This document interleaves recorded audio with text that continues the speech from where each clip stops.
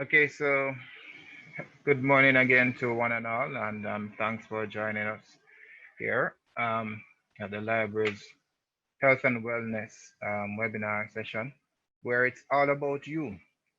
Um, we just want to let you know that a survey was done and you have spoken, and LHEWco has listened.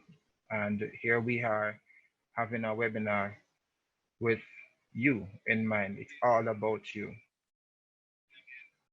We actually did this survey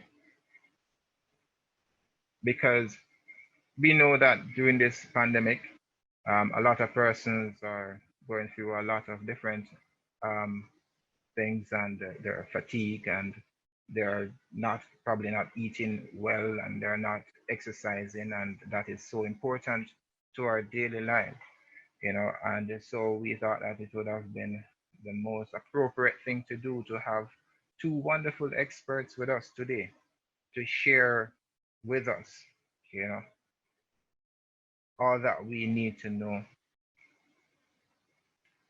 So without any further ado, we are going to start off with a word of the Lord, and we are going to ask Miss Ruth to lead us into prayer. Miss Ruth? Yes. Good morning, all. Good morning, and all protocols observed. Join me in prayer.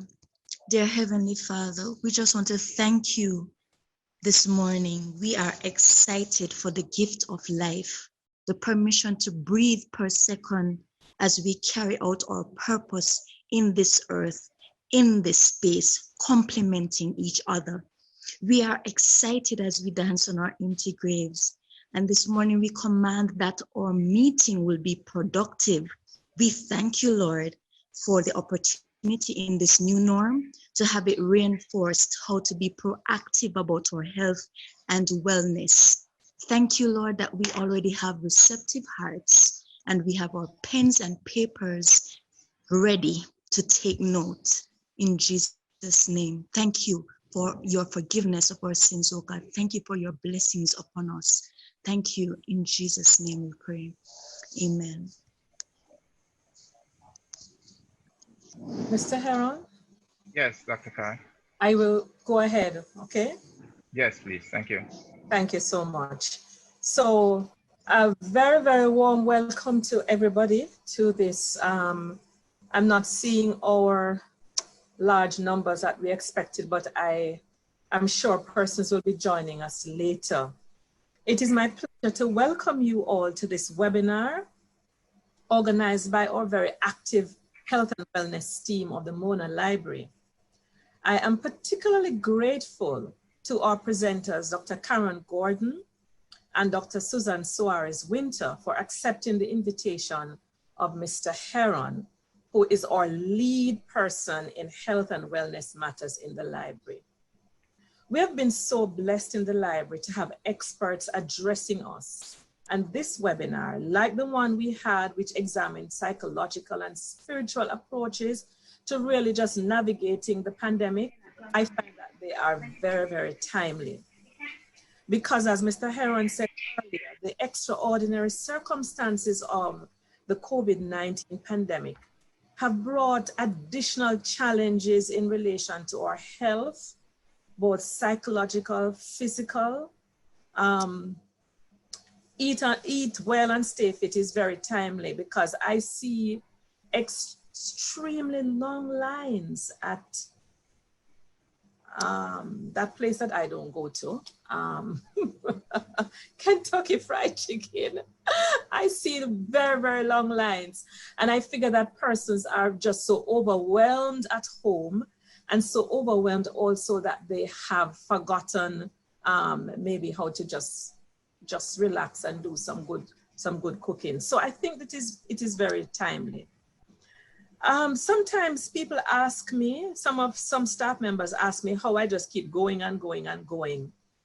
And while I believe that there are various factors which impact our health and our wellness, and I know for sure because I've been doing it for over 30 years, I know that staying fit with regular exercise is key. I also know that being very intentional about what goes into our bodies, it does make a big difference. And I also know that our spiritual approaches do help. So, but you know, during this time of COVID-19, I've not been as focused with my exercise.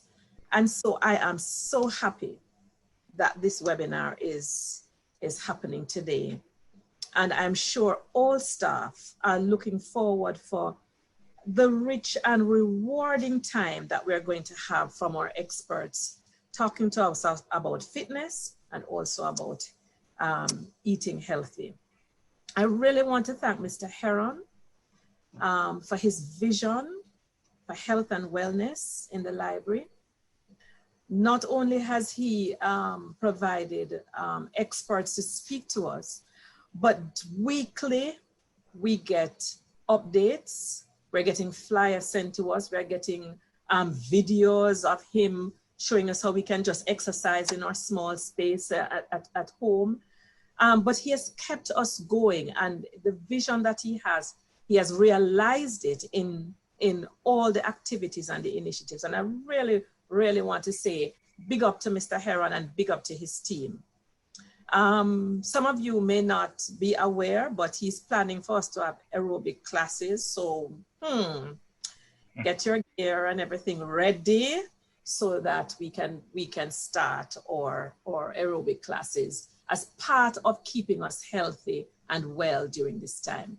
So I really just want to say welcome to everybody and greetings to the entire staff and particularly to our presenters. And I noticed that there are some visitors, because I'm seeing some persons who are not library staff, and I really want to welcome you all. Thank you so much. Thank you, Dr. Kai. And I tell you, as it relates to the numbers, right? We must remind persons that this is also live stream via the library's YouTube channel. So persons are there in their numbers online following us, and also on the library's Facebook page. So we are live there as well, catering for all the social media platform. And we have also made the overnight, retrofitted the overnight reading room to house persons there. Okay, right. Great. So we have more than we're seeing in the Zoom meeting. That is correct. That's wonderful. We're live on the library's multimedia platform. Okay, very good. Mm-hmm. Okay.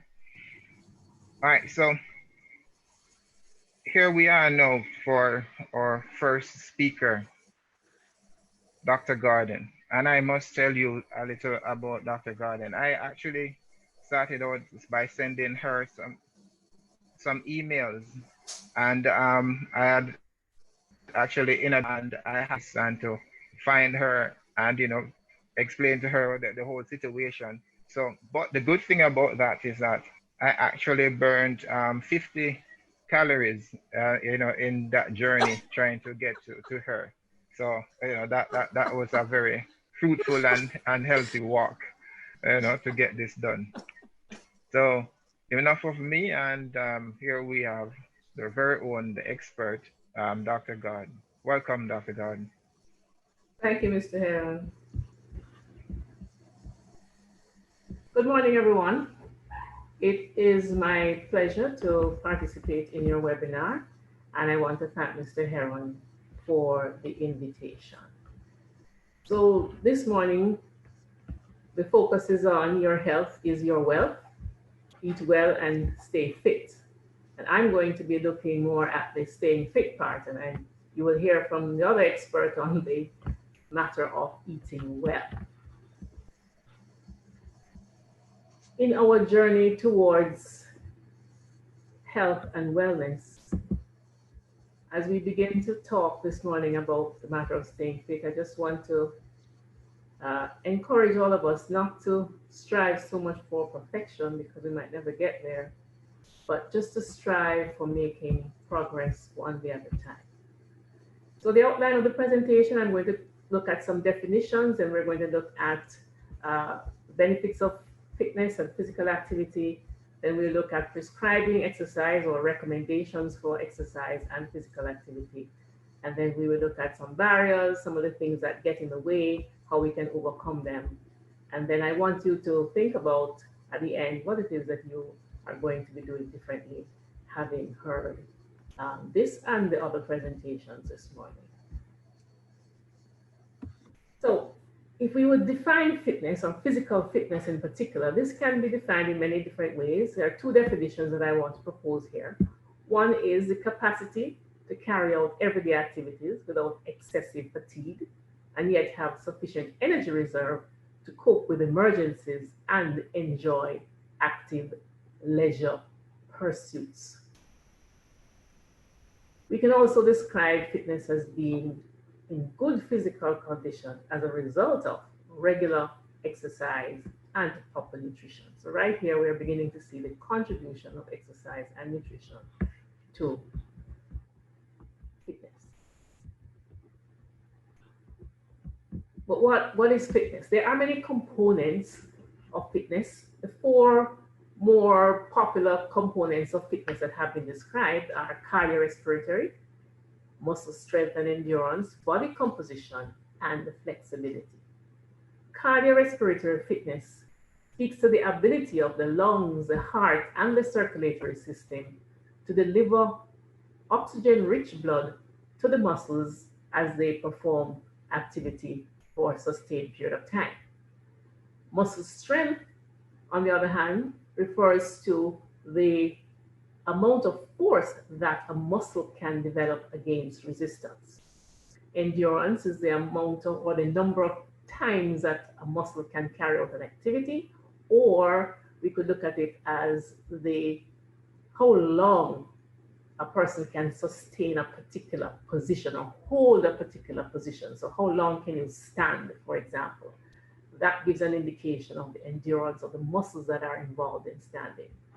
Body composition, this is the percentage of body fat that a person has in relation to lean mass or muscle mass.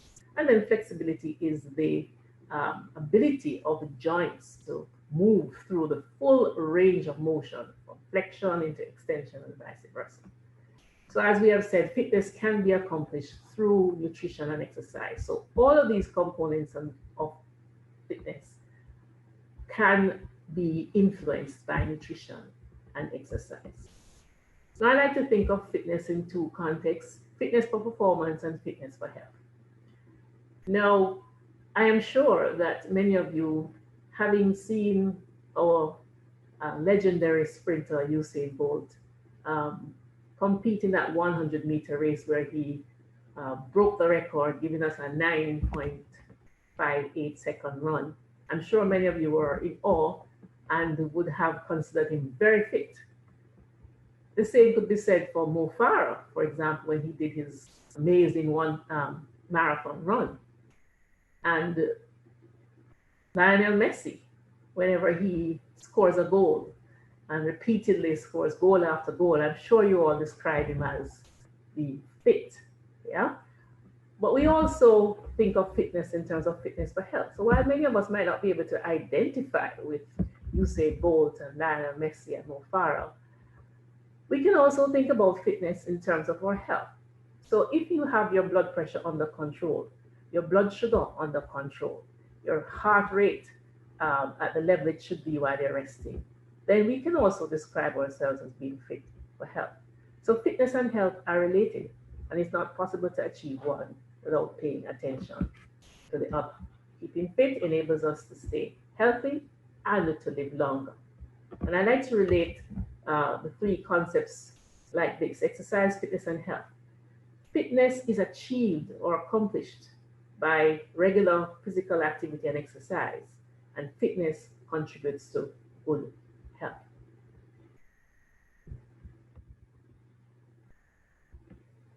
All right, now as we think about exercise and physical activity, I want to define these two terms.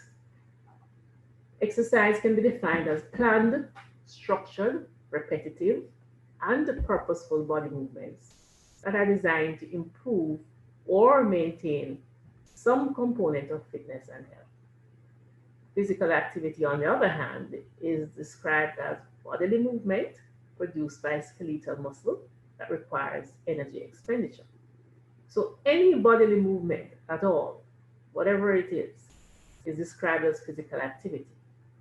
Exercise, on the other hand, is a subset of physical activity that is characterized by being very structured, repetitive, and purposeful in the objectives. So physical activity is a broad term, and it includes not just exercise, but it includes other daily activities such as gardening, housework, activities that we take part in during our general occupation, lifting objects, transport-related activities, walking to the store, walking to work, and it includes leisure time, physical activities, sports, and hobbies. So all exercise is physical activity, but not all physical activity is exercise. We tend to use the terms interchangeably, but there is a slight distinction between the two. And during the course of the presentation, I may even resort to using them. Now, while we speak about physical activity, physical inactivity is another issue that we must consider. And worldwide, physical inactivity levels are considered to be insufficient. Or I should say, worldwide physical activity levels are low, not sufficient to meet the goals that we want to accomplish here. So in the Caribbean context, 52% of adults in Trinidad are classified as inactivity. And data from more recent health and lifestyle survey done in Jamaica show that 82% of Jamaicans are engaged in low levels of physical activity and only 16% in moderate levels of physical activity.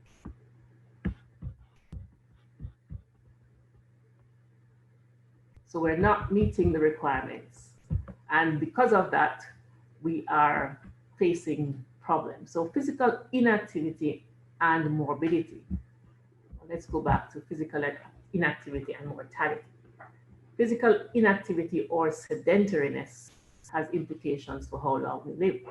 So physical inactivity is identified as the fourth leading risk factor for global mortality, causing an estimated 3.2 million deaths globally. It also accounts for 6 to 10% of all deaths from non-communicable diseases, the NCDs. Physical inactivity and morbidity. It is implicated in the etiology of many chronic diseases such as cancer, cardiovascular disease, diabetes, and obesity. Lack of exercise and obesity are significantly associated with a reduction in life expectancy at 40 years of age. So the more we sit, the more we are sedentary, the more we are inactive, the less healthy we are. So let's look at the reverse now. As physical inactivity has detrimental effects, the reverse is true in that physical activity has many, many benefits. There are many benefits that have been documented.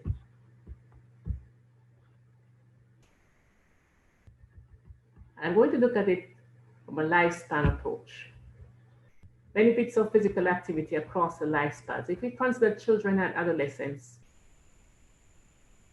physical activity and exercise improves cardiorespiratory and muscular fitness in children and adolescents. It improves bone health.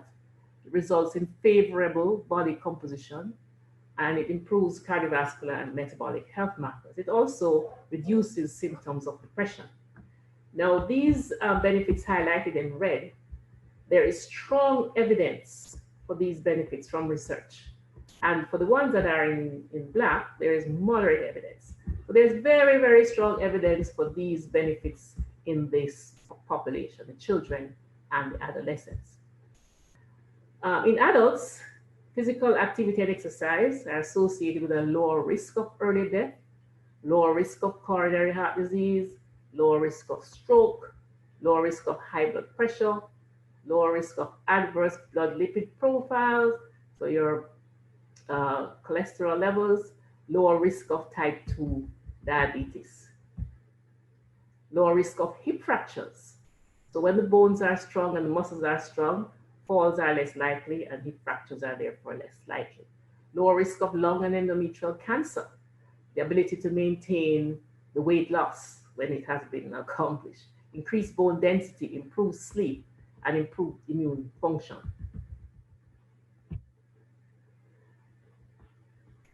Not only are the benefits in terms of preventing and lowering risk, but they're also very, very important. Physical activity and exercise, very important in managing some of the diseases that we have. So not just prevention, but also in managing many of the non-communicable chronic diseases that we face. So research has shown, for example, that in persons with diabetes, regular aerobic and resistance exercise will improve insulin action, blood glucose control, fat oxidation and storage in muscle.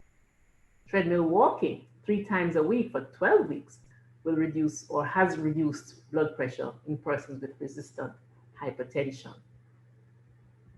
And I'm just giving examples there of the benefits in terms of managing the non-communicable diseases, the chronic diseases that we face.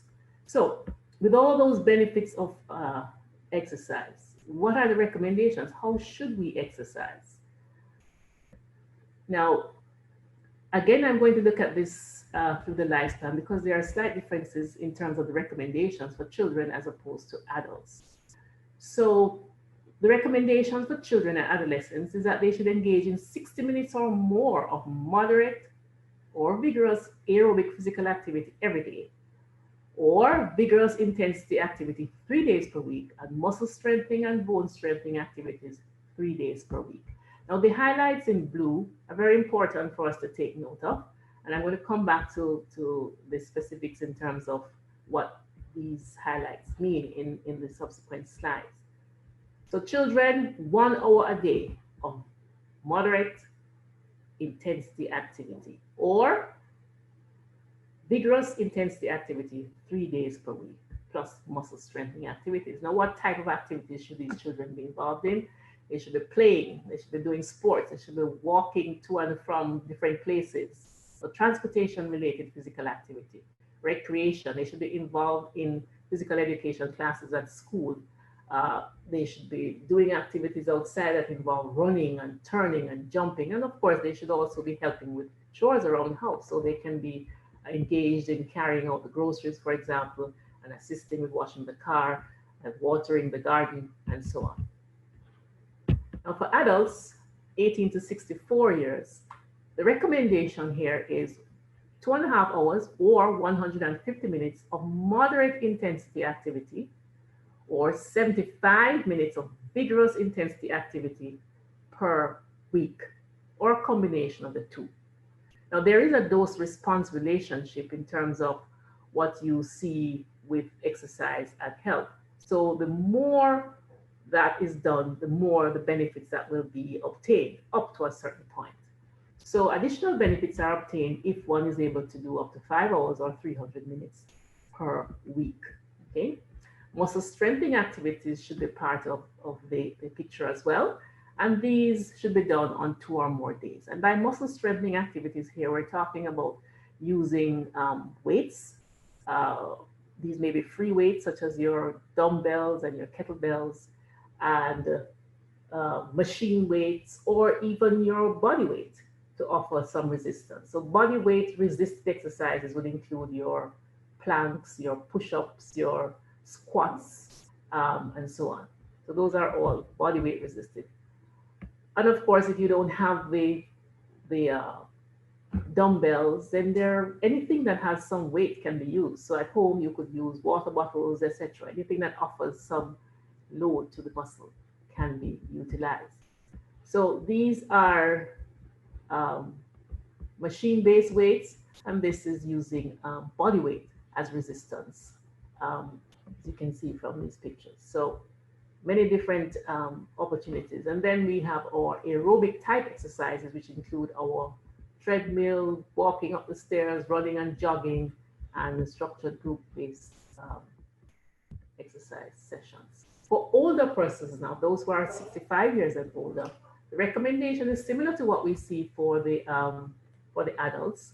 So 150 minutes of moderate intensity or 75 minutes of vigorous intensity aerobic type activity per week or a combination. And again, muscle strengthening exercises, as described just now, should be a part of that as well. Now, for these older persons, there are two other very important additions here, and that is balance training and flexibility exercises. Very important for older persons. Balance is important in maintaining stability as they move around and will prevent or minimize the possibility of falls and the consequences of falls. So the types of activities that older persons can be involved in, again, it can be walking, water-based exercise is very good because it relieves some of the pressure on joints, cycling, dancing, gardening, housework, and so on. Now, many of our older adults have other conditions that may pose a limitation to their involvement in exercise, but it shouldn't be a situation where they don't do anything. So if they have arthritis in the knees, for example, that should not be a signal that, okay, there's no need to do any exercise. I'm not going to do any exercise at all. Absolutely not. Exercises can be done and should be done and are very beneficial, but must be done within the limits of the disability or the limits of the pain that they may be experiencing. Persons who have disabilities, other disabilities such as our neurological conditions, stroke and spinal cord injury, are also not to be excluded. They must be involved in exercises as well. The recommendations for persons with stroke, 3 to 5 days a week, 20 to 60 minutes, and a moderate intensity. And the activities that they can do, walking, if they are able to walk, a cycle ergometer, arm ergometer, if they're only able to use their hands, and so on. And resisted exercises should also be a part of that. So weights. I want to get back to the recommendations and those highlights that I had in the recommendations. Now, exercise prescription is based on the FITT principle. Now, exercise prescription really speaks to how the exercises should be done. So how often, what intensity, how long, and what type. So frequency, intensity, duration, and type of exercise or mode of exercise. Now, some people might not be comfortable with the idea of prescription, but it is important to consider the prescription or the recommendations. As you would take your blood pressure medications, for example, it would have been prescribed for you as 50 milligrams of Residol to be taken every day. Yeah, that's your prescription for your antihypertensive medication, for example. In the same way, exercise can be prescribed using frequency, intensity, duration, and mode. So it's a principle that I think we can relate to easily for those of us who have had to be taking medication.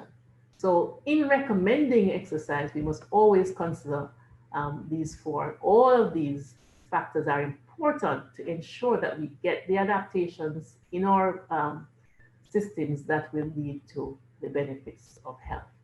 Now, I want to mention one of these in particular, and that's the aspect of exercise intensity. Now, in all the recommendations that I mentioned just now, there was the repeated recommendation of moderate intensity exercise. But what is moderate intensity exercise? This is described as exercise that causes your heart to beat faster, causes you to sweat. You should be able to talk still when you're doing moderate intensity exercise, but you shouldn't be able to sing. Vigorous intensity exercise, on the other hand, which you can do as well, but not as often, this would result in your heart beating faster, sweating a lot, breathing hard, and not being able to talk, and of course, not being able to sing.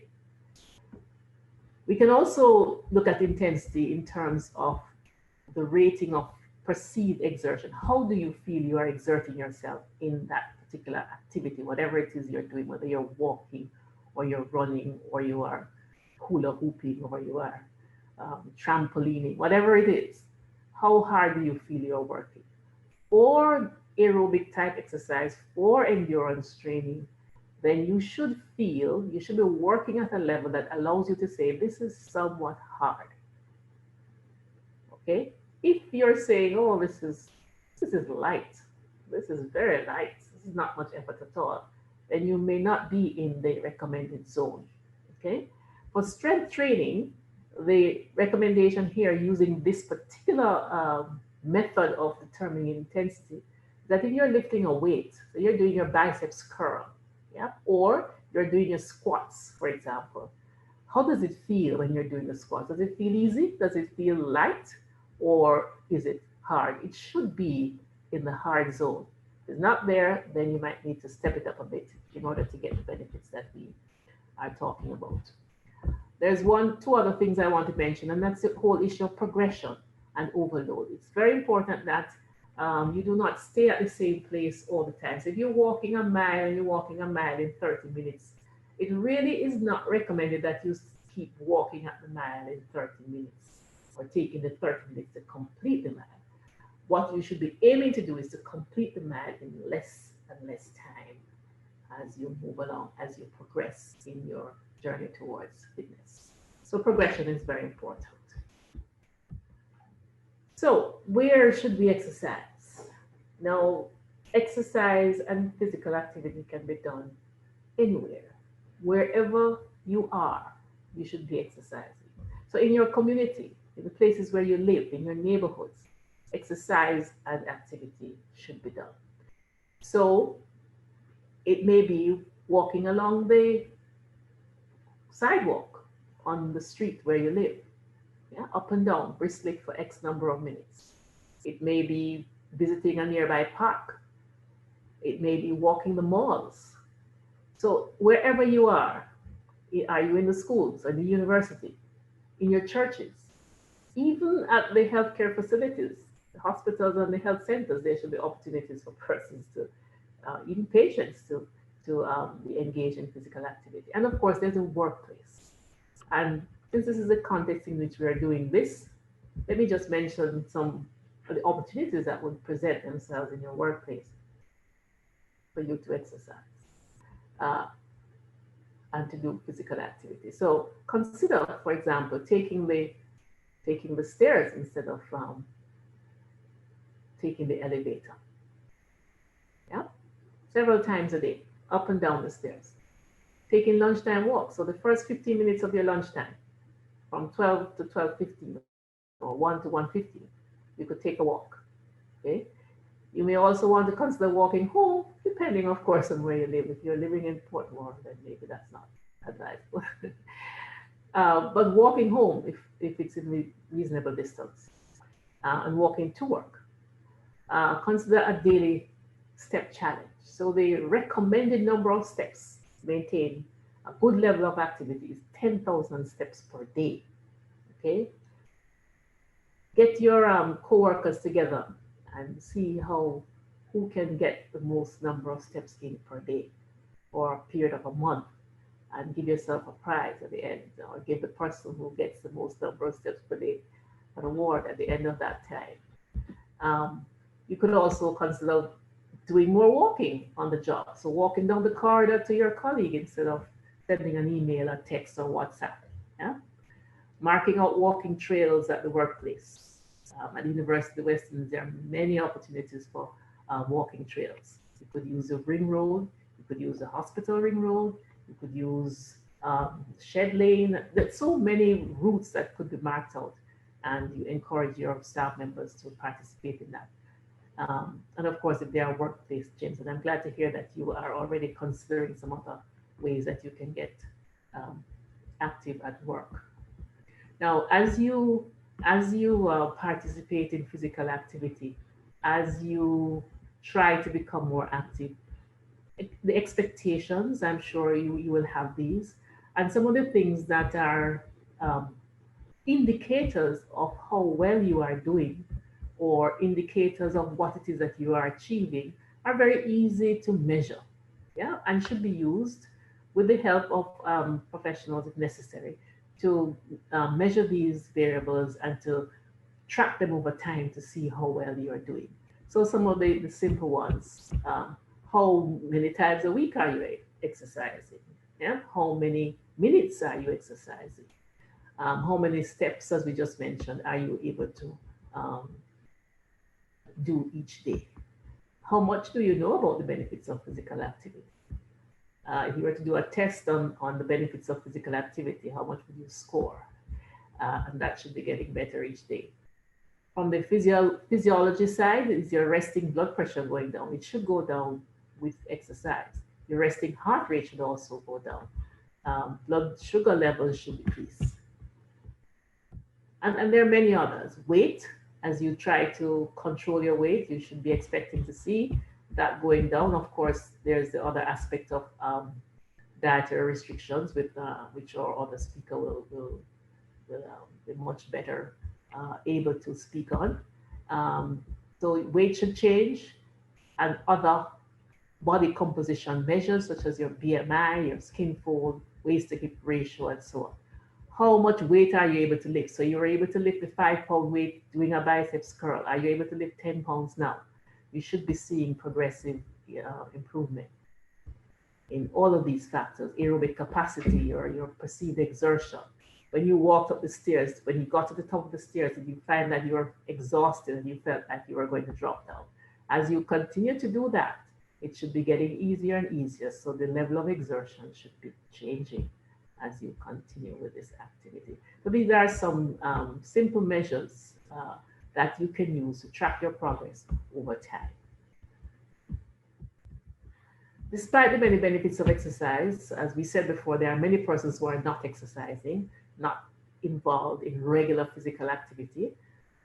And if asked why, there are many responses that you will get to this question. Some would say, oh, I don't have enough time. Oh, I find exercise too hard. I tried it and it never worked for me. Or when I go to the gym, I feel weird putting on those gym clothes and having everybody look at me. Oh, I don't want to get muscular and look too masculine. I'm too tired at the end of the day to do any exercise. Does any of that sound familiar to you? So there are many factors that influence our engagement in physical activity and exercise, many determinants. Younger persons tend to be more active. Males tend to be more active. Those who have support, social support, tend to be more active.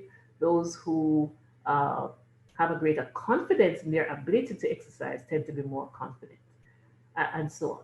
Access to facilities will also influence your activity level, the cost associated with it, climate conditions, how much we enjoy it, and so on. All of these are influencers of the level of physical activity and exercise that we engage in. But it's important to find what the obstacles are and to address them. So some of the things that can encourage compliance or enhance compliance, and not just compliance, but participation, and once you start to participate, to keep you going, would be to encourage group participation. Some people don't like to do the solo thing.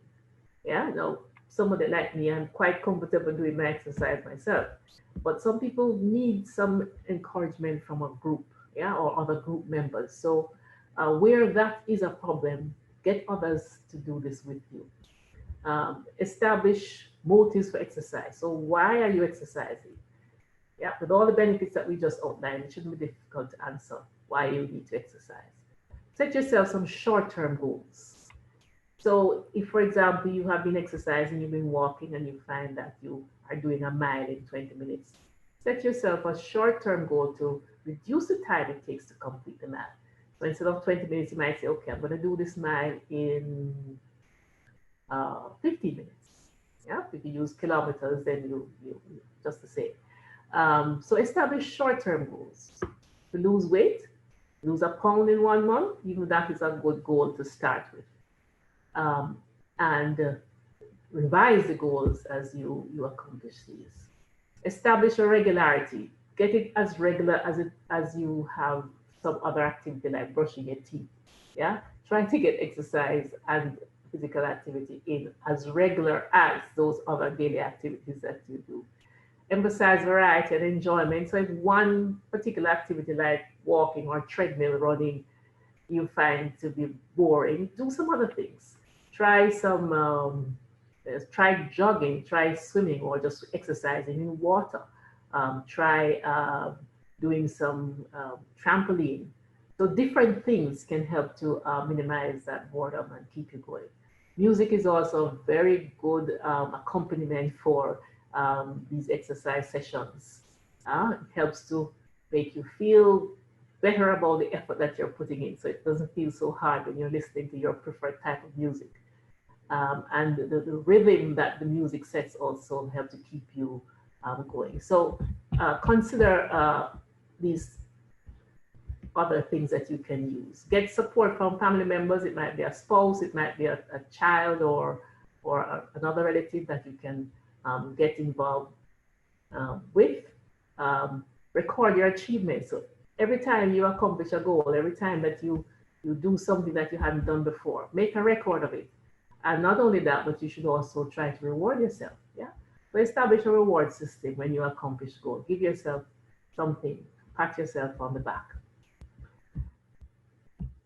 In more recent times, technology aids have become more popular, and persons are using these, and it has been shown to also be associated with increased participation or continuing participation in exercise and physical activity.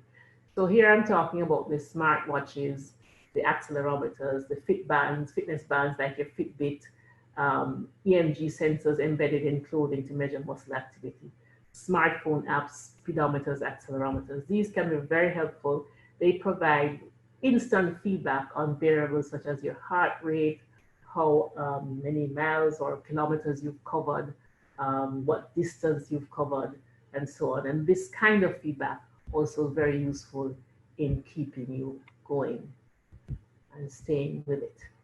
So I want to wrap up by just asking you, having listened, and you're going to hear more, what is it that you are going to do differently?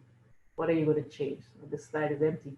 Nothing is on it, but I want, by the end of this session that you're having today, that you can fill this up and say, okay, I'm going to start with this, I'm going to start with that, or I'm going to change that, and so on, so that you can start your journey or continue on your journey towards fitness and health. So let me just end by reminding you that exercise is a powerful medicine, quote unquote, that we should all take as prescribed. The victory is not always the swift, but those who keep moving. So just keep moving, and I thank you so much for having me here today. Thank you. Thank you, Dr. Gordon. Well, hold on. So let's get this clear a second, Dr. Gordon. Are you saying that for persons who think that they have to be doing some vigorous exercise, that's the only way they're going to reap rewards? Are you suggesting that it's not so? I am suggesting that it is not so. Vigorous exercise is not the only way that you can achieve these health benefits. Moderate intensity exercise, and you don't have to start with anything big, but what you have to do is start and to make some progress as you move on. Interesting. And you did in your presentation, you did say 10,000 steps. Yes. Oh boy, that's a lot of stairs, you know. That is the goal. I don't mean 10,000. I don't mean 10,000 stairs, you know. I mean 10,000 steps. Yeah. Yes. And you can actually do 100 steps per minute walking. Yes. To get to that 10,000 in a day. But many of us might not get there in the first day. But again, it's a goal. Yeah. Because I have suggested to persons that they should engage in using softwares, health software, health apps to help them in achieving their goals. Right. You know, because I personally have the Samsung app, that's a free ad for them. I have set my goal for 10,000 steps, and before I leave work each day, I'm practically at 80% of that already. That's very good. So it is very important for us to just keep moving and be active, so that our body can get to function in a normal sense. Yes, absolutely. Oh And boy. these apps are very easy to obtain. The step tracker is another one Yes. that's easy. You can download that and it will give you some good feedback on how many steps you're taking each day. So it's not difficult to, to acquire and use. Okay. There's a question here for you, Dr. Gordon. Um, what kind of exercise would you suggest for persons, or how do you recommend for persons who are obese? How do you recommend for them to do their exercise? What kind of exercise would you recommend or suggest for them to do? Okay, well, for persons who are obese, it is recommended that they participate in 1 hour, yeah, of moderate exercise most days of the week. So that's 7 days, 6 days Yes. of the week. All right, 1 hour. Now, the type of exercises that persons who are obese can do, of course, or should do, would be those that do not put too much strain on the joint. All right. So, walking is a very good place to start for persons who are obese. Brisk walking. Yeah. So that is what I would recommend as a start. But of course, there's also water-based exercises if you have access to facilities that offer that. Water-based Yeah. exercise, exercising in a pool is also very good. But what is important is that you keep the minutes going. So don't do 10 minutes. You can do 10 minutes to start, but that's not where you want to go. You want to get to the 1 hour. Yeah. Okay. So walking, water-based exercise. I wouldn't recommend things like treadmill and those things for persons who are obese. Certainly not when they're starting out. Yes. But walking and water-based exercises, I think, are good places. And of course, the strengthening exercises using your weights.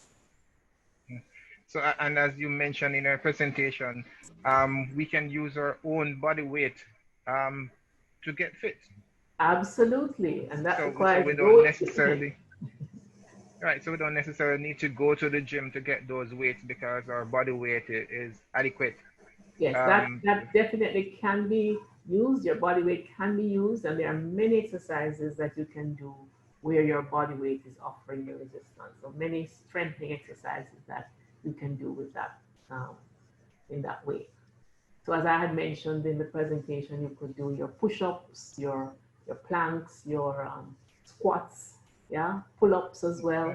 There's so many that you could do using your own body weight, and you do that right there in your home, yeah. Good. And if you want to add your aerobic component in your home, put on some music and just move for half an hour, Yes. So you can get Doesn't all take much. it doesn't take much. Just the discipline. Absolutely. And there's one I more may question for you, Dr. Card. Oh, okay. Sorry, Dr. Card. Go ahead. Yeah, I wanted to comment, Dr. I thought this was very, very good. I was taking a lot of notes, Dr. Gordon. Because for me, that progressive increase, I don't think I have been doing that. I'm very comfortable with like walking, going around like half an hour, an hour, but doing it in the same time. But you say that I should be moving towards lessening the time for the same exercise. Yes, the progression is important. Yes. As I mentioned, there's a dose-response relationship in terms of what you get from the exercise and what you put in. So the more you put in, the more you will get out of it in terms of the benefits, up to a certain point, because you're not going to want to get to that point where you're exercising so that you're exhausted and putting yourself in danger of injury. Okay, so there's a certain point. But the more you do, the more benefits that you're likely to get. So if you have been walking and doing a 30-minute mile, and you've been doing that for a long time, it will be good for you. You will benefit more if you try to reduce the time that you take to cover that mile. Okay. So, and do it gradually. I mean, it might be, okay, 30 minutes today, maybe 25 minutes next week, and so on. You don't have to push too hard, but just as long as there's progression. And Dr. Gordon, if I may, just Okay. let me just invite other participants to ask their questions because we're now in the question and answer segment. So feel free to drop on the line in the chat or wave your hand so that you can be identified and you'll be able to ask your question. But Dr. Gordon, can you tell me one more thing? Because I'm here thinking like I'm a work addict, right? And I have to get my job done. And I arrive at the office 8:30 and I sit here all day until 4 or until 3, which means that I'll be sitting for about 6 to 7 hours per day. Mhm. Is that a healthy thing to do? No, it's not. And there's a lot of stuff coming out now about the the deleterious effects of this sedentary lifestyle that we tend to have, where we sit at a computer for many hours or we sit at our desk for many hours. So if your job requires that you sit, yeah, then what is recommended is that you get up every half an hour, yeah, and move.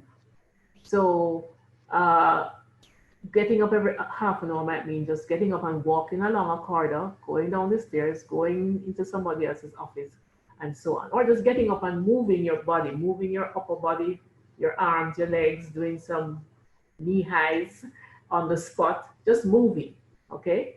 And in Yeah. addition to that, though, then at the end of the day, you can get in some exercise by doing a half an hour of something, yeah, at the end of the day, whatever time the day ends. Because remember, we're saying that you can do exercise anywhere, you know. So even if your day ends at 10 o'clock, as mine Yes. does sometimes, I find a spot to go and do some exercise, yeah, even at that time. So it's keeping moving throughout the day in Yes. terms of physical activity and adding exercise where you can fit it in. More And structured. I don't think that that is much that is being asked of our bodies because approximately there is 1,400 minutes in a day, and you're suggesting that all we need out of that 1,400 minutes is just 30 minutes, just 30 minutes of activity, But I would say 30 oh, minutes of structured exercise, but as structured much activity exercise. as possible. Yeah. Oh 30 minutes my, of structured exercise, but as much activity, as much moving as possible throughout the day. yes, Yes. that's pretty interesting. Our bodies were Um, designed to move, you know, so when they don't move, then that's where the trouble begins. We're designed to move. oh, all right. I thank you very much for a very insightful presentation, Dr. Garden. And yes,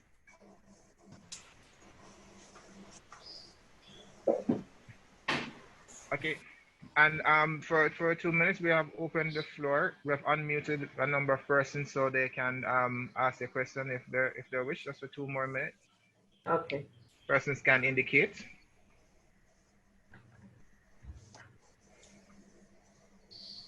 Welcome, Dr. Winter. Hi, morning.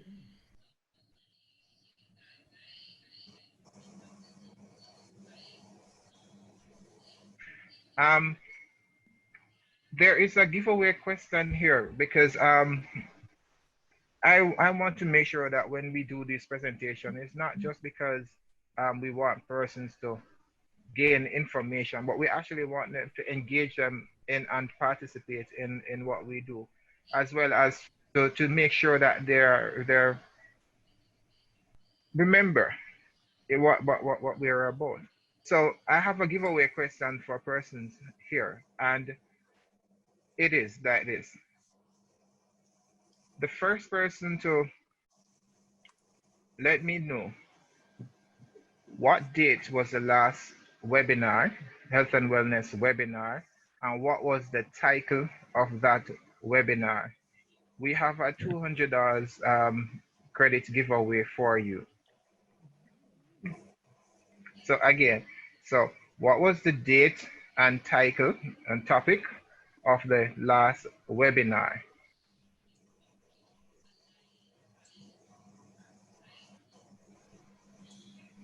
Okay, so Dr. Gardner, I'm very thankful for you being here and presenting to us. I am really and truly glad you did, because it has really set the tone for what the LHEWco, the Libraries Health and Wellness Committee, is all about. And as Dr. Carr had mentioned earlier, we are actually in the process of starting our own cardio workout, and it's going to be aimed for just about 45 minutes, so we really and truly encourage persons to get active, especially in this COVID pandemic, because, persons, we are restricted to where we can go, and how much we can do, but as you suggested, around the house is fine, in your own living room is fine, lifting the legs, just have strategic targets, and that is good enough. So I thank you very much once more for your presentation, and we'll definitely be in touch, because I do see a lovely partnership going forward as the Library Health and Wellness is concerned. Thank you very much. Thank you for having me, and I commend you for your efforts and encourage you to keep going with your plans for, implementing your physical activity programs. So all the best. With the help of God, I hope we do. Thank you very much. You're welcome. All right, so now Jamaicans now love their food, no doubt about it. And I can't see us, after a very vigorous exercise workout, that we now have to turn to the pot, right? And of course, we love our chicken, and we love our make sure that it's well jerked. But here we have, all right, an expert in the field, Dr. Soares-Wynter, who is going to guide us as to how we should partake of these meals. I am not an expert. After I finish working out, I just drink some water and eat a bulla, and I say, yes, I'm good again. but I'm quite sure, Dr. Wynter, there's more to it than that, isn't it so? Yes. Yes. Okay, so Dr. Wynter, the floor is all yours, where you can give my colleagues and those who are listening a more helpful tip. Okay, thank you very much. If I can first get my screen sharing on. Yes. So I can share my screen. Thank you very much for inviting me, and I noticed you put me just before lunchtime, so that I don't know if it will deter some people or make them feel more guilty, or have them run out very quickly to go and eat something. But I'll try and do my best to make sure everybody understands, and feel free to ask any questions after. I am at UE, so you can also email me after. Still waiting, guys. Okay. Go ahead now. You can try again. You see that this is also something healthy to eat, right? Right. Technology. Right. No problem. Right? No problem. Let me get slideshow going. Okay, so today I am going to be speaking about COVID, and really it's more just nutrition and how COVID may have changed up some of the way we do things in terms of what we eat. And we just heard a lot about our activity. But essentially, nutrition really is the key for a lot of our health risks, and prevention really is the key word. So prior to this whole pandemic, it's really to recognize that we were already in Jamaica going through an epidemic where obesity is concerned. So obesity increases our risk of the chronic non-communicable diseases. So many Jamaicans out there are, if they don't already have diabetes, we're at risk of diabetes, hypertension, some of the cancers. If we go based on the statistics, national statistics, 1 in 2 persons, 2 adults, will be overweight. And typically there are more women who are overweight than men. But not that the men should be comfortable, because the rate of increase in overweight is much higher in men than with women. Now, some of the risk factors that exist based on data that has been long-term, both in adults and adolescents. Typically, when we see the data, it comes out showing that we're eating inadequate amounts of fruits and vegetables, too much of that very, high-calorie fast foods, and as we were heard before, we are just doing too little exercise. So we're too sedentary.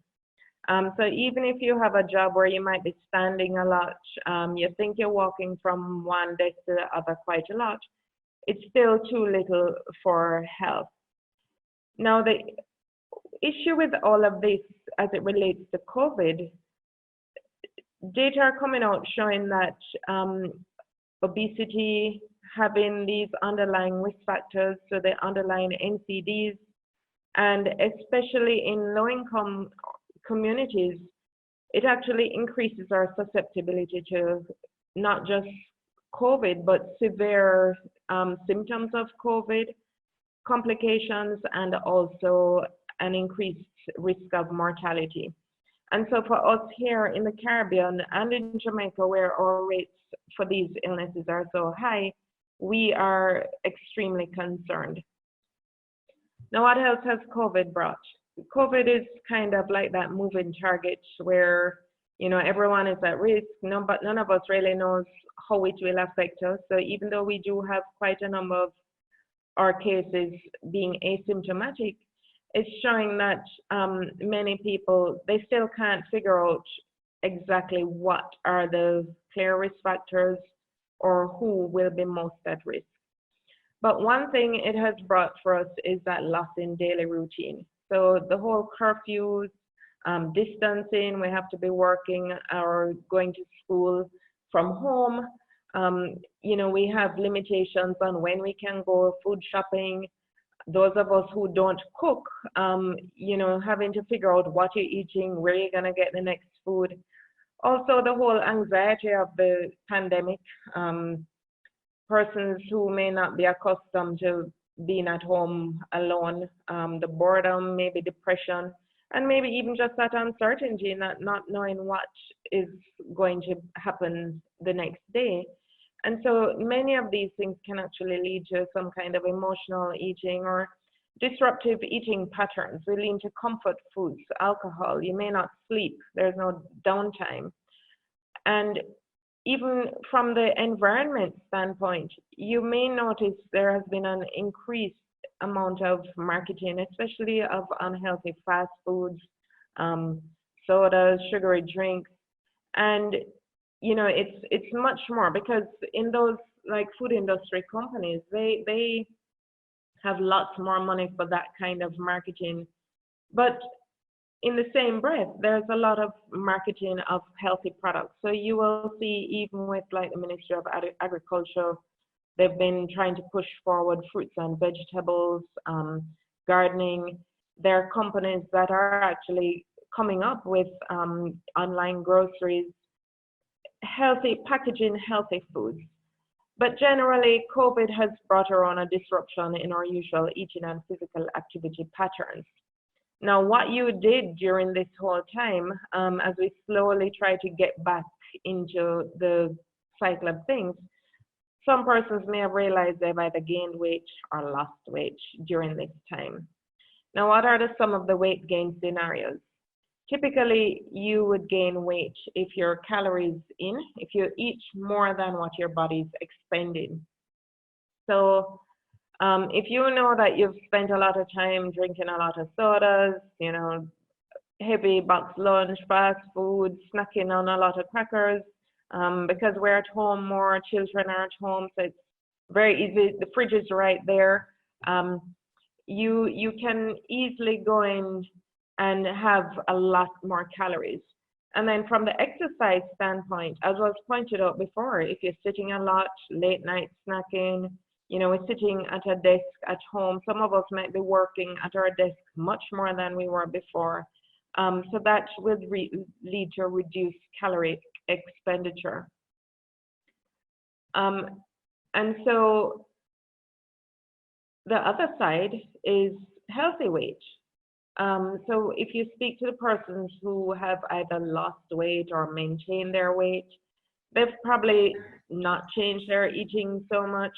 They're probably eating lots more fruits and vegetables, taking advantage of these things. They have also, gone into more home cooking. And even though they're at home, they're probably doing a lot more exercise. So, housework, making use of housework, gardening, still doing exercises within the confines of the restrictions. And so essentially for you to lose weight, your calories need to be lower than what you're burning. So you need to be exercising more and eating fewer calories. So our experiences are quite different, and what different people have done or what you need to do moving on will also change.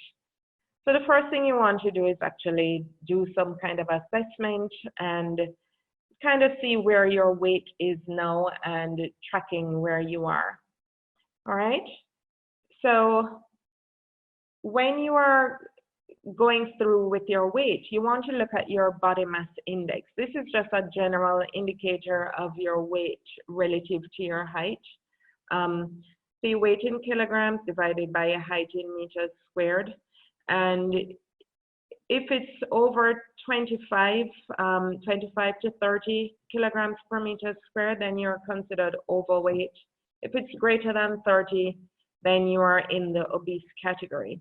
Now, take into consideration that if you are a bodybuilder, then muscle is heavier. So the fact that you may fall in a overweight or just obese category, if you are large boned, very muscular, then take into account that this BMI does not take into account your body composition. You can also look at your waist circumference. Now I have a picture here because, and it's purposely using a man because many of the men out there, how they wear their pants will be different to how us women wear our pants. So you have a lot of men who may measure their pants, their waist under the bulk of their stomach. But on the right, it shows a correct way to measure your waist circumference. If it's over 40 for men, then you're considered overweight. If it's over 35 inches, it's more for women. Now, as we heard, activity is crucial. So activity helps us to maintain our lean mass, helps us to maintain our weight, and helps to balance the calories that we're eating. Now, unfortunately, most Jamaicans are sedentary or not achieving the required amount of exercise per day. Generally, you require a minimum of 30 minutes per day just to stay healthy, just to stay in some level of fitness. But as we heard, for you to keep your weight off or to prevent weight gain or regain, especially if you are overweight and you lost weight, you need to do at least an hour per day.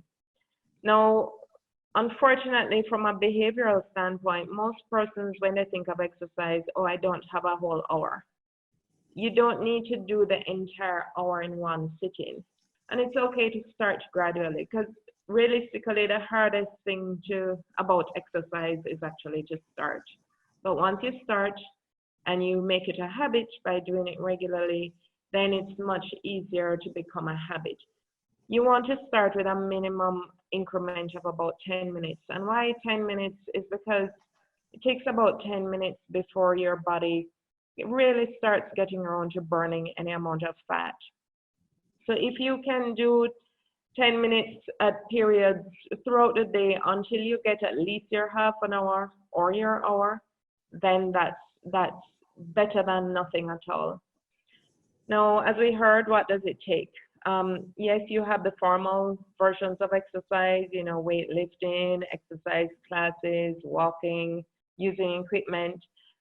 But there are what we call those occupational or leisure time activities. So even housework, you know, I always tell patients, turn on the radio when you're doing housework. It helps you to move faster. Gardening, dancing. Those know that children are at home, go outside and play with children, get them also active.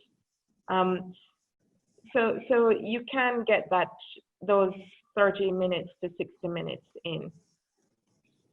We're now in a time of virtual reality, I suppose, virtual fitness. So there are lots of programs, not just on TV, cable, but online fitness options. So we know that Jamaica Moves is available from Ministry of Health websites, and their links, their YouTube channels showing many versions of exercise. But essentially, the thing with exercise is that you want to make exercise enjoyable. It doesn't make sense to do something that is very painful. You don't want to go into it and it's a challenge. You want to find those exercises that are healthier. So mix it up. You know, start with something new. Everybody needs exercise. So one thing is maybe you get a friend to come and help you or a family member. The flip side of that is because of the whole maybe stress, some of us might be working longer hours, especially essential workers. Just to give your body that break, also in that, take that break when it's needed. Make sure to rest, because there are some studies that show that if, you know, very short sleep times can also increase not only your chances of overweight, but also your risk of NCDs. Another recommendation is, when it comes to diet now, is really about having a more of a plant-based diet. Now, this doesn't mean that you need to become a vegetarian, but we live in a tropical country, and you know, many persons think that it's so hard to eat fruits and vegetables throughout the day. Now, guidelines generally suggest that we should have 3 to 4 servings of fruits and vegetables each day. So 3 servings of fruits, 4 servings of vegetables. And this is how you can put it in. So in the morning, you know, you can have a fruit with your breakfast or mid-morning. Maybe afternoon at lunchtime, you have a handful of, say, Guinness or a half of a banana. And the serving size for what is considered a portion is not a lot. And maybe, you know, at that mid-afternoon, that 2-3 o'clock bells when it's between lunch and dinner, but you're slightly hungry, but you don't want to eat a big meal. That's a perfect time to have another fruit. For vegetables, we have the benefit in Jamaica. A lot of our local meals, our local favorites, do include vegetables. So, you know, callaloo for breakfast, for instance. Even if you have an egg, put some kind of vegetables with the egg. When you're having lunch, if you don't want the salad by itself or vegetables by itself, a way of eating it is when you're having like if you're cooking meat, include carrots and, you know, other vegetables in when you're cooking meat if you eat meat. And also there are peas and beans that you can have. Now, what about the fruits? Now, we really recommend that you eat the fruit rather than have the juice. Why?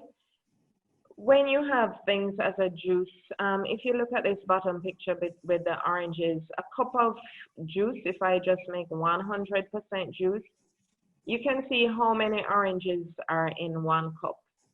Now, while fruits are healthy for you, you don't want it. They still have calories, and you don't want to go to the other extreme that many people make the mistake of doing, where, you know, it's mango season in Jamaica, and I know, without even asking anybody in the group, I know that there are people here who are those mango lovers, that 1 mango is just not sufficient. And I've had patients that eat up to a basin of mangoes in 1 sitting. And so you need to be careful when you're having it as a juice, that it's so easy to drink what we call these liquid calories.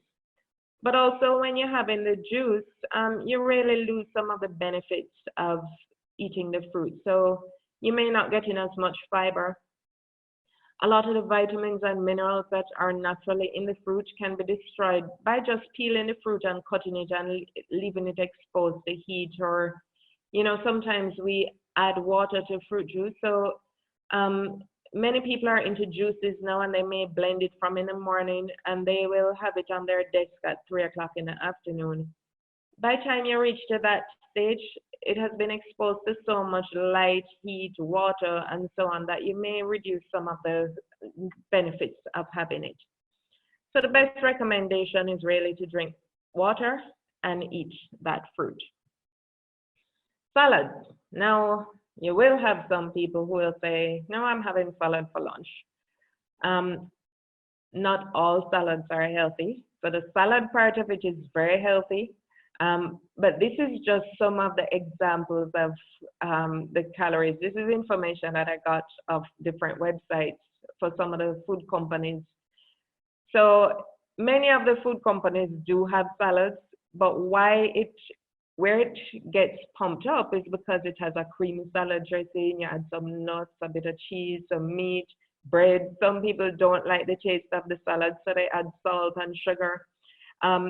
But you can see that the calories here, some of these calories are the same as maybe if you just went ahead and ate a hamburger, like a cheeseburger. All right, so while it's healthy to eat those salads in that nature, you need to be careful of those things that you might add to it. Now, for the other foods that we eat, many of us are reliant on like just packaged foods. I mean, when you go in the supermarkets, it's primarily packaged foods. If you need rice, pasta, breads, anything like that, it's packaged foods. Now, the labeling on it is what is something you have to pay attention to. Now, on the front of the label, you might have, manufacturers put these catchphrases to kind of grab you to their products. So they're colorful, they tell you they're heart healthy, they're made with real honey, as opposed to artificial honey, I suppose. Or, it will say immune support. And there are so many new products, so many new labels that it can be confusing. And because research comes up with something new each time, it's even more confusing. So the part of the label that I want you to pay attention to is when you turn around the back of the food label, you will see a little box like this, and this is called a nutrition facts panel. And then below it, you will see an ingredient listing. Now, this ingredient listing tells you all the ingredients or most of the ingredients in the food, starting from the most abundant to the least abundant. So if you pick up food and you know that you really shouldn't be eating too much salt or sugar, and you see salt and sugar in the first 3 ingredients, then you know it has a lot of salt or sugar. How do you read the rest of the label? Now, just looking at the label, you may see the serving size and the amount of servings per container, because remember, packages come in different size containers. So like beverages, you may have a 22 fluid ounce as well as a 2-liter bottle. So it just shows the number of servings per container. And this serving size is really just so you can compare one product with a very similar product. So for beverages, you may see it as 8 ounces or 8 fluid ounces or 220 mils. And you want to look at the calories per serving. Now, knowing that most persons need on average between say 1,500 and 2,500 at the top of calories, if you see something that's really only half a cup of liquid, but it's giving you maybe 300 calories, you might want to reconsider how much of that you have, if any. Now, the label has nutrients that are unhealthy, which are the ones in red, so the saturated fat, trans fat, sodium, cholesterol, and total sugars. You want to eat less of those.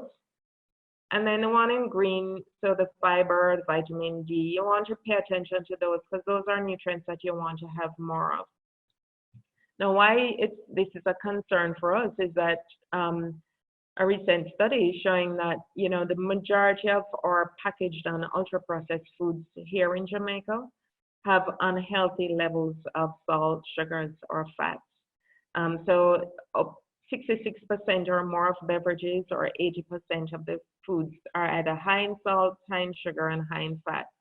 So that's why you may hear a lot in the news about trying to push for labels, because a lot of our labeling regulations, the current ones, are so limited that manufacturers don't necessarily have to give you this information right now. So you want to be able to compare products and select very carefully. So this is just an example of the wide variation in sodium that you can see even from the same type of food. So this is like a, I think it was like a tomato sauce. And you can see one package has 360 milligrams of sodium, whereas one has 770. Same half cup serving. So if you know that you have hypertension and you need to be monitoring your salt and sodium intake, this is something you want to look for. And the same thing goes for sugars and cholesterol and trans fats. So this is why you want to be able to compare and contrast so you can make an informed decision. Now, when it comes to sugar, you know, there are healthier alternatives to added sugars relative to the free or added sugar. So we know of sugar as the regular granulated sugar, honey, brown sugar, artificial sweeteners. But start considering making a switch to, if you're eating porridges, for instance, instead of adding sugar, why not add like a ripe banana? Immediately you have fulfilled your requirement to have a fruit, plus reduce the amount of sugar that you would add to your diet. Just to give you an idea of beverages, because as I said, beverages is a way that we consume what we call liquid calories. Now, this is just an example of just a typical 12 fluid ounce serving or 354 ml serving. That's equivalent to maybe half of the plastic bottles that are out there. Most plastic bottles, which are in maybe about 20 to 22 ounces. Now, the 6 teaspoon red line is showing the maximum recommended intake of added sugar that WHO recommends for children. And the 12 teaspoon is what's recommended for adults. So you shouldn't have more than that. Now, if I have just one regular drinking glass, which for most people is about 12 fluid ounces of this, any of these drinks, you can see that I am, for a child, you have already exceeded the daily limit, much less for an adult. So you have to be mindful that these are ways that, you know, you may be having a cup of tea here, some soda here, or even fruit juices, fruit flavored drinks, sweetened fruit juice. You know, we make fruit juice at home, but we add sugar to it. That you can actually be exceeding not just your sugar intake, but this is where you're getting a lot of these, what we call empty calories, where you're not really getting a lot of benefit from having these beverages. Portion size does matter. You know, nobody's saying that you can't have these things. Some of these things they taste good. You know, the things that actually make food taste good and smell good, and, you know, we have that appetite, are actually salt, sugar, and fat. The same things that are, if we have it in excess, are too bad for you. But yes, these things come in different sizes.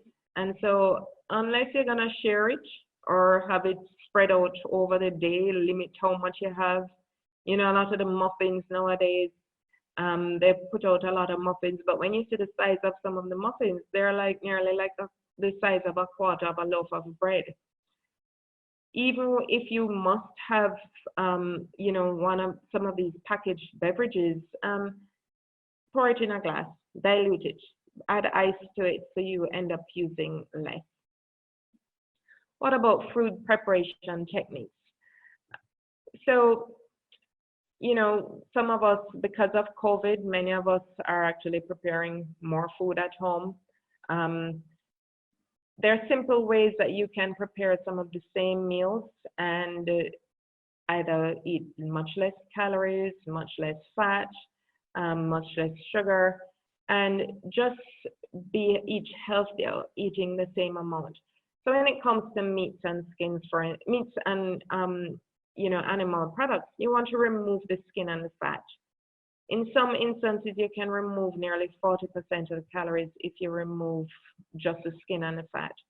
So even if you get a meal, cooked meal, and it has the skin and the fat, avoid having the gravy, for instance.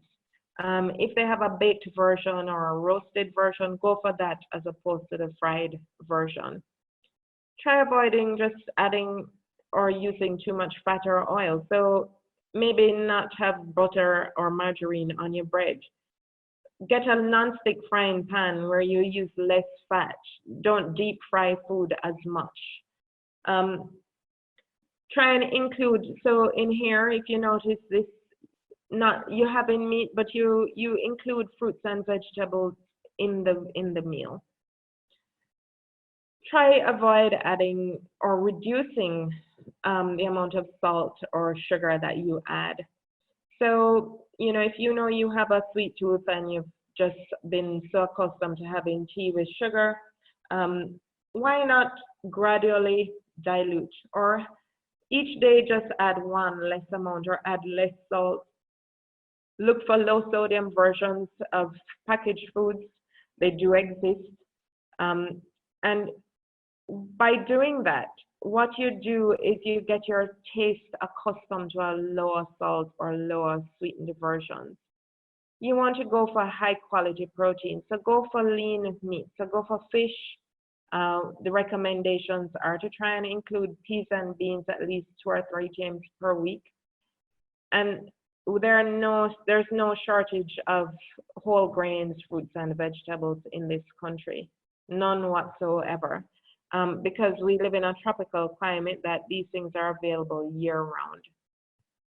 So I wanted to quickly just look at this just to see that you can eat nearly the same plate size of food, but just by making a few changes, you can actually lower your caloric content, lower your fat content, lower your salt content.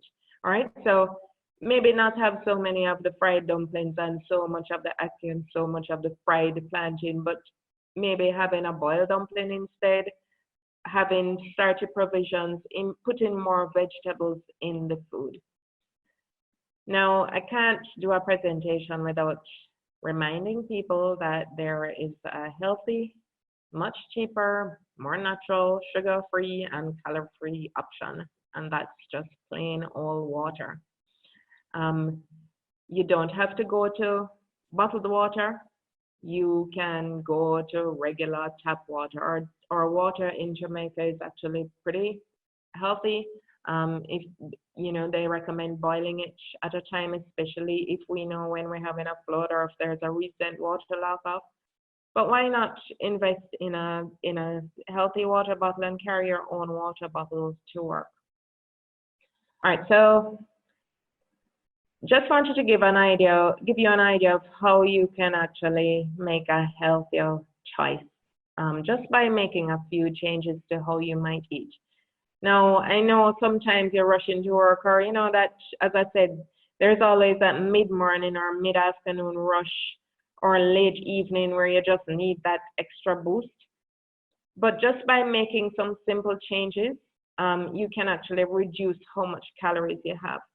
So on the left, box juice and some crackers or biscuits. Easily 500 calories, 90 spoons of sugar. By just saying, let me have water instead, 1/10 of the calories. Having some cherries, some fruits instead, because remember the water has no calories, so you really would just be having the calories from the fruit. And the fruit will give you much more fiber. Same thing. I know a lot of my students, people leaving to work, they have some mints, juice, and some crackers, and they will tell you, well, they didn't have breakfast. But look at how many calories that is. Over 600 calories. If I just make a change by having water instead and I add a fruit and yes, a good old bowl or bun and cheese, because you know you don't cook, you're running out of the house. But look at the drop in calories already and how much less sugar you have and how much fiber just by making that change. If I go one step further and I say, well, hey, let me get some fruit, maybe a glass of milk or even the water and some cereal and look at the change. So yes, the calories go up a little more, but much less sugar and much more calories, more fiber. A good old patty. Everybody loves a patty, but patties are actually very high calories.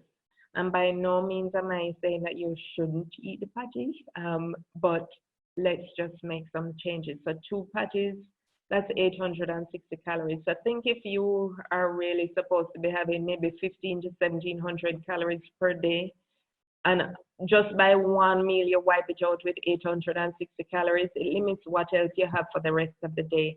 And look at how much fat there is. Making the switch, having a fruit and replacing one of the patties, you drop those calories. You can switch for a box lunch, but try and go for a healthier option, more vegetables, less of the meat, you know, more nutritious foods. You bump it down to 420 calories there. We spoke about exercise earlier.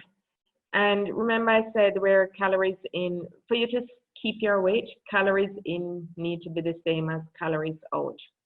So the next time we eat in that large box lunch, that's 780 calories and a soda or a juice drink, something like that, this is how much skipping you would have to do to burn just those calories off. All right. I know very few people who can manage this. This is really only when you reach to the elite athletes or those people who are super fit. The cheesecake, nobody's saying that you shouldn't have the cheesecake, but maybe you don't want to have these things every day or you want to limit how much you have. Because that one slice of cheesecake is equivalent to 2 hours and 21 minutes of work on an elliptical.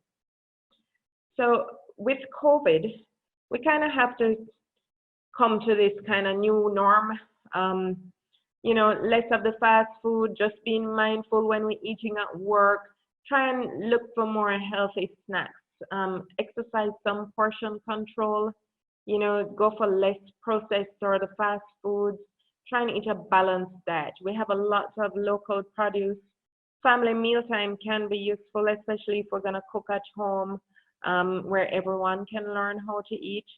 And we must recognize there is that social responsibility when we're, you know, you're pushing a lot of fast food, and especially in persons who may not be able to afford or be able to manage what they're able to eat.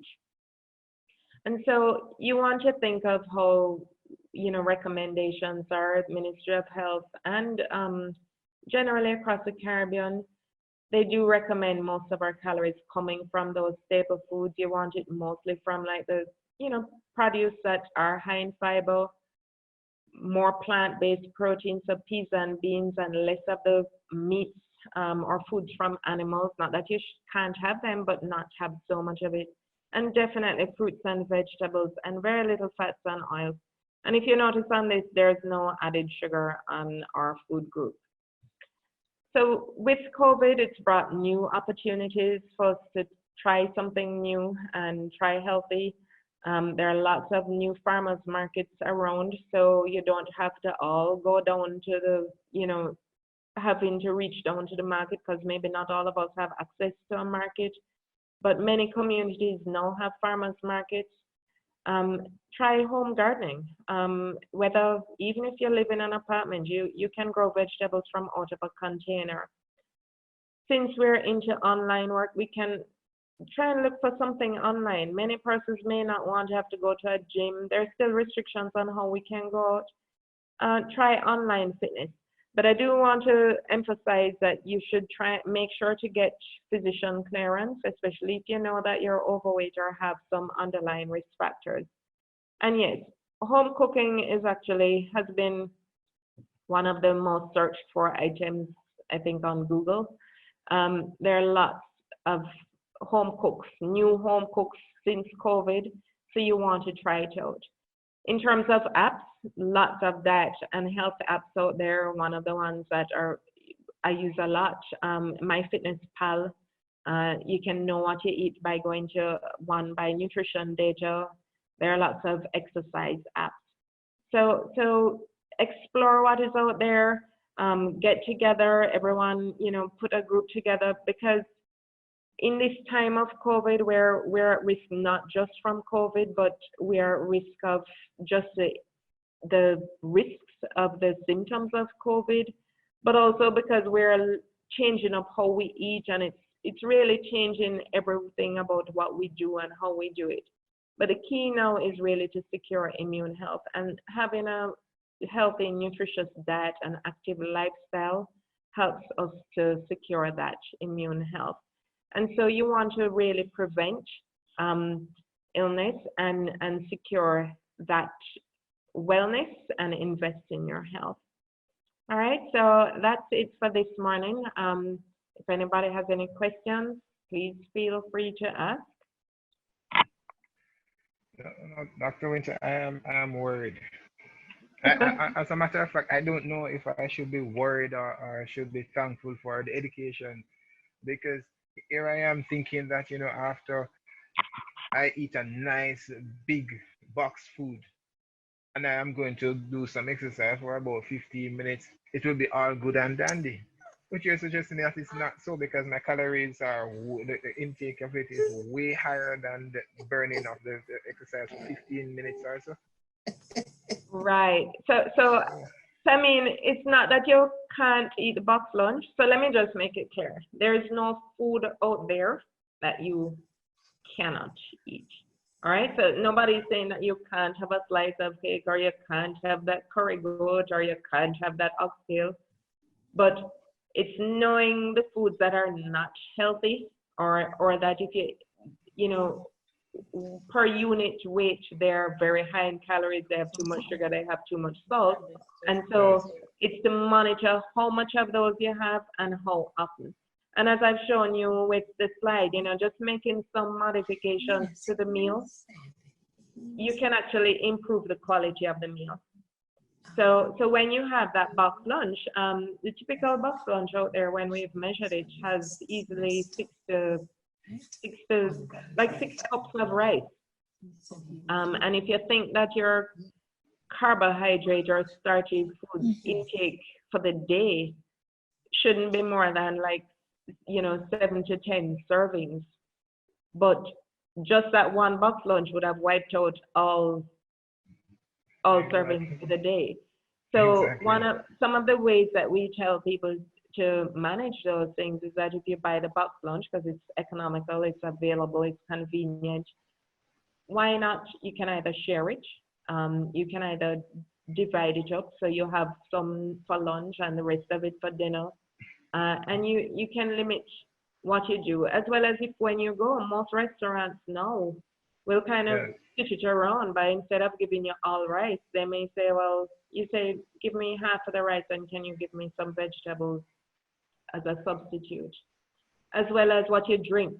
If you know you want it, then instead of having the sweet drink with it, then you have water instead. I see someone here asking how calories and sugar are connected. Yes. So if it's just sugar, so generally the body uses glucose as the main source of calories in the diet. So most carbohydrates in the body will break down into glucose, and that's what our body uses as converts and burns as energy. And that's, glucose is a form in which energy goes to our muscles, our brain, and it's the primary fuel.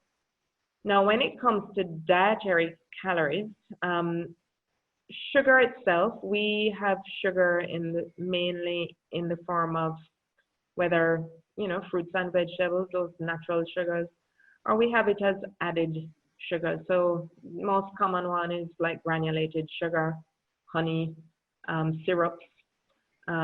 We may have concentrated beverages. Now, each gram of, these two will also break down into glucose.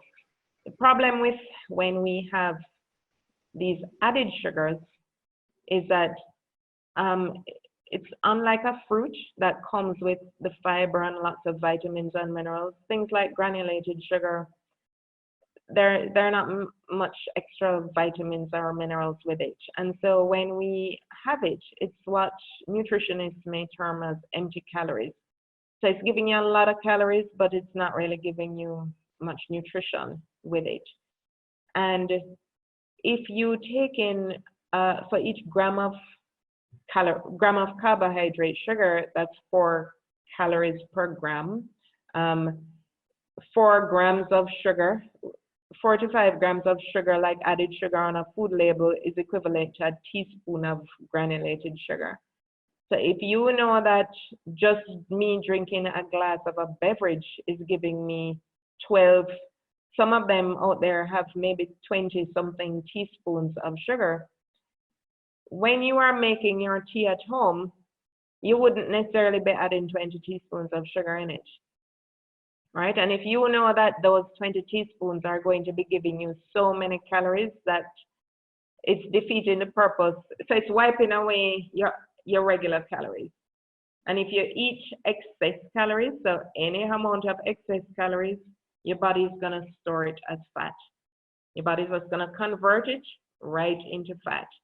And so that's why we tell people, avoid products with high added sugars, because you are more likely to risk having excess calories. Okay, wonderful. Just to remind persons that we're in the question and answer section segment, so feel free to ask a question for another 2 minutes or so. While we are await questions from persons, Dr. Winter, I have a question here from someone who is saying, I have grown up eating vegetables and for over 40 years have hardly had any in my diet. So far, I have not suffered any major health problems. Is it that my body has adapted, or how is this likely to impact my life later? They said they have not had vegetables, not eaten vegetables their entire life. They ate vegetables. Okay, so I'm assuming that they may be getting their vitamins and minerals from somewhere else. If they've been eating fruits generally speaking are just like sweetened versions of vegetables. So if it is that they were eating fruits, then they would get a lot of their vitamins and minerals from that. The benefit of eating vegetables are several. So there are several benefits. So first off, they give us fewer calories when we have them. A cup of salad is 25 calories. A slice of bread is about 80 calories. So if you know you're trying to manage your weight, that's the difference there. A lot of that comes because vegetables have fiber. Now, fiber helps to limit or, reduce our risk of things like colon cancer. It helps to make us full so we don't overeat. It helps with our digestion and just how food goes through your system. So you find that persons who don't eat vegetables, later on in life, it's very easy that they can be, suffer from things like constipation. Vegetables also are high in potassium, and if they have a high risk of hypertension in their family, or they're eating a lot of salt in their diet, otherwise, potassium acts in the opposite way to salt, and fruits and vegetables are high in potassium. And so that's why the recommendation also supports eating fruits and vegetables. And generally, so while they may manage to go through life without any serious illness, what it does is that it increases their risk of getting these things. So these things are about risk. So it's not to say that, you know, if you eat a box food and patty and soda every day that you will become healthy, but you have a higher chance. And if your genetics, your family history, your body size, and all those other risk factors are there, then it's much easier for you to increase your chances of that. Interesting. There's a comment here. It says that I thought nuts were healthy, but you had suggested, Dr. Winter, that adding to the salad is not good. Could you explain why? Because if nuts is healthy and you add it to something that is healthy, could you elaborate on that for me? So nuts are healthy, and you may hear a lot in the news about like dietary patterns, like a Mediterranean diet, which pushes nuts. But in a Mediterranean diet, you know, like if you eat some Chinese food, and they may say chicken and cashew nuts, or where the nuts are part of the meal. So we're not eating a lot of it at one time. Culturally, so nuts by themselves are healthy. They're good quality proteins, but they can actually be relatively high in fat. It's healthy fats, but it's still high in fat. Now, if you eat it as part of a meal and you are mindful about how much you are putting on it, it's fine to have the nuts. Where we, from a cultural perspective, where we get into problem with nuts is that, you know, we sit at the desk and it's easy. It's something that's easy, especially if you're studying or working hard. Yeah. The behaviors that drive us to eat more of it. So it's convenient because you can hold it in your hand and hide it, walk around with it. You can put a few in your mouth. The sound of it kind of helps to distract us from the work. So that's why I like snacks and nuts, that crunch that we hear and the convenience. And before you know it, instead of just a handful of nuts, we have eaten maybe the entire bottle or, you know, a big portion of the calories from the nuts. So not that nuts are unhealthy, nuts are very healthy. The unsalted and unsweetened versions, and especially nuts like almonds. Some nuts are healthier than others, but it's to monitor how much you have and how it's prepared. All right, so if you're a vegetarian and if you know you're eating a salad and you're willing to put on, you know, a tablespoon of nuts, and it's not salted nuts or it's not sweetened nuts, you know, those caramel nuts, then it's perfectly fine to do that. But typically, that's not the case. Okay, well, a final question for you, Dr. Winter, because you said you could not end your presentation without talking about water, all right? And persons have been asking, is there a right way or a wrong way or a particular time in which you need to drink water? I'm not quite sure. Okay, so plain water is best.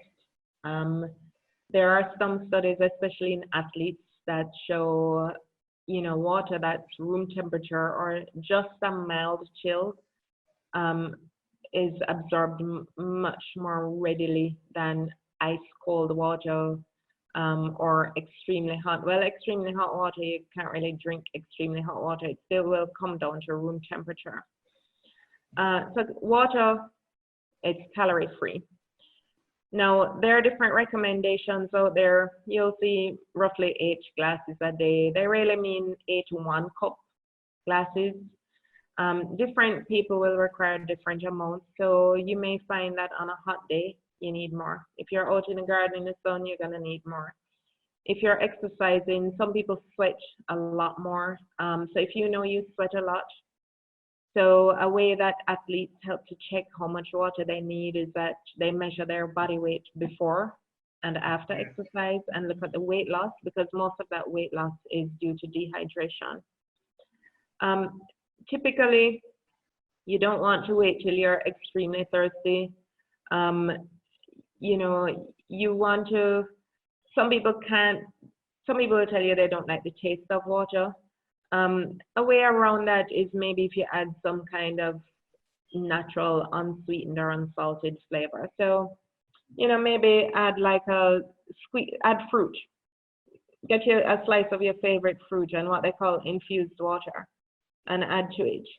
Or they have a lot of those fruit flavored tea bags now where you can add it to it, because when we're eating food, a lot of what we smell really enhances the taste. And a typical example is in high school, we used to do a lab test where if you smell an onion while you're eating a slice of bread, the bread will taste like the onion. So a lot of what we smell with food, that's what makes it taste good to us. So if you add some kind of flavor into the water, one way to start, simple ice. You know, in Jamaica, it's hot. Many of us have our beverages with ice. You can start by diluting things like that. If you can't manage to drink a whole glass of water in one sitting, keep your water bottle there and have it gradually throughout the day. So have it like two sips, you know, 2 ounce portions throughout the day. And so you can change up the type of water without making it unhealthy. You can have it in different ways. Nobody's saying that it has to be liquid. It can be iced. It can be frozen. You know, you can have it when you're having, you will get water from just your fruits and vegetables. There are vegetables like cucumber that are 80 to 90% water. So you do get some water from even the foods that you eat. But water is generally very healthy. Most of our enzymes require some amount of water to work. Our body systems, body functions do require water, some amount of water. And if you add too much sugar, salt, or alcohol to it, then it can actually contribute to dehydrating us more. So water is very healthy in that regard. And yes, there's a big difference between, let me just state, there's a big difference between plain water, coconut water, and flavored water. Flavored water is a sweetened beverage. It's just more dilute than the more sweetened one. Coconut water is just the fruit juice of the coconut. So the calories in coconut water are closer to an orange juice than they are to plain water. So I needed to make that very clear because I have a lot of persons out there, especially diabetics and hypertensives, that say, oh, doctor told me I should increase my potassium. Coconut water has potassium. So they drink loads of coconut water and wonder why their blood sugar is out of control or they put on a lot of weight. All right, so read your labels. A lot of information is online. You can look at food packaging, look at the content, look at home, even track your weight, track how much you're eating. You can track your calories from your exercise. There are lots of apps out there that can get you to self-monitor or self-assess where you are. Okay. What about persons? What about adding some lemon, lime to your water, because that could be a very refreshing drink. You can add any fruit that you like. So even if it's mango season now, or vegetables, you can, if you have your water jug at home, slice some fruit and put in water so you get that flavor. You can freeze ice cubes with the fruit in it, and it will give you that flavor. Yeah. All right, so you can do that. And if you know you can't, after all of that, you can't manage to drink the water, get your fruit juice or your favorite drink and just dilute it. And the more you dilute it each day, you just gradually dilute it. After a while, you will get, before you know it, you'll get back to plain water. I know I said like 3 questions ago that this is the final one, okay. And this is actually the final one, no, because time is up on us. But what about sparkling water? Because I realize on the shelf nowadays that you this is a substitute for water, the sparkling water. Is that a Yeah, healthier so choice yeah, so or a healthy choice? they do have some sparkling waters. So like club sodas, you'll see tonic water. Tonic water is more like a ginger ale, so it has sugar in there. But a lot of the like what we call spritzers or sparkling water, the issue with some of them is that they may be high in sodium. So even if they don't have sugar, some of them may have artificial sweeteners, but some may have high sodium. So persons who have high blood pressure may want to monitor or look at the food label to just track the sodium content. But that's also an option, especially if you know you like sodas and most people want that fizzy taste. You can also, instead of having a sweetened soda, you can have the spritzer, the club soda, for instance, and put fruit in there, and it's a much healthier option because it's lower in calories. Well, And that's a very good substitute for sodas. If you know you're addicted to sodas, yes. you can still get that kind of carbonated taste, but again, adjust it that it's healthier for you. Yeah. Well, I tell you, you know that they say that only the good salvation lasts forever, right? But I tell you, this is a conversation with both you and Dr. Garden that we think could last forever, because with every moment you open your mouth to explain something, it gives us a different insight onto how we operate and what we actually intake. That's But why I was yeah, that's why I was telling you if you wanted me to zone in on a particular area because I know it will open up. Yeah. But I must say a big thank you, for coming through to us, and we have learned so much, and based on the questions that persons are coming in, they are realizing that, oh, what I have been doing is probably not the best thing that best practice overall. Yeah, and now that it's upon lunchtime, I'm quite sure they're not going to go to KFC. I hope, Well, sorry, hopefully that was a that good they're enough not going to, deterrent. egg the first choice. But Yes. they instead they'll get a bottle of water and then have some vegetables and fruits to their diet. But Yes, and if anybody needs, I mean, there are lots of nutritionists and dietitians out there who, if anybody needs, more personalized attention, there are a lot of nutritionists and dietitians out there, and also physical therapists to assist you with both your diet and your physical activity. Yes. Well, I'm But lost thank for you very much. words. I'm lost for words, and I just want to say thank you very much for your presentation, and it has been well received. Maybe next time, Dr. Gordon, I'll have to have two separate sessions, because both of you ladies have presented such an insightful information, and it's so much, and we greatly appreciate it. And as I said before, we are looking forward for some partnership going forward, because here at the library, this is our new thrust, because the pandemic has stifled a lot of our daily routines, so to speak, and so we have to now create this new norm, quote unquote, in order to just get along with life. But we definitely take note of your presentation, and we will be adjusting our lives accordingly, and make sure that we stay healthy and fit. We thank you very much for being here. Yeah, it feels so good. Thank you very much. I feel You so too. good. Thank you too. All the best. Bye. Okay, library. So this is where I would say to people that it is so important, to take time out, 2 minutes or so, to answer surveys, because this webinar actually came to you through a survey that was conducted here at the library, and you have spoken that this is a hot topic that you would like persons to be aware of, and you yourself would like to know, get bit knowledgeable about. And because of what you have said in the survey, here we are having this fruitful discussion here.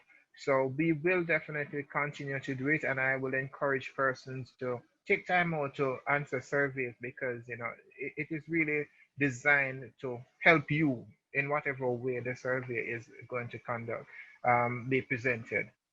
So I thank you again, my colleagues, and I'm going to ask Dr. Carr, to if there's any comments, because we know it was good. It was a very, very rewarding session. I learned a whole lot. I mean, I have a whole page of jottings in terms of some of the things that I'm going to be, in fact, looking at going by what Dr. Gordon said, that the 8 things that she said, now what?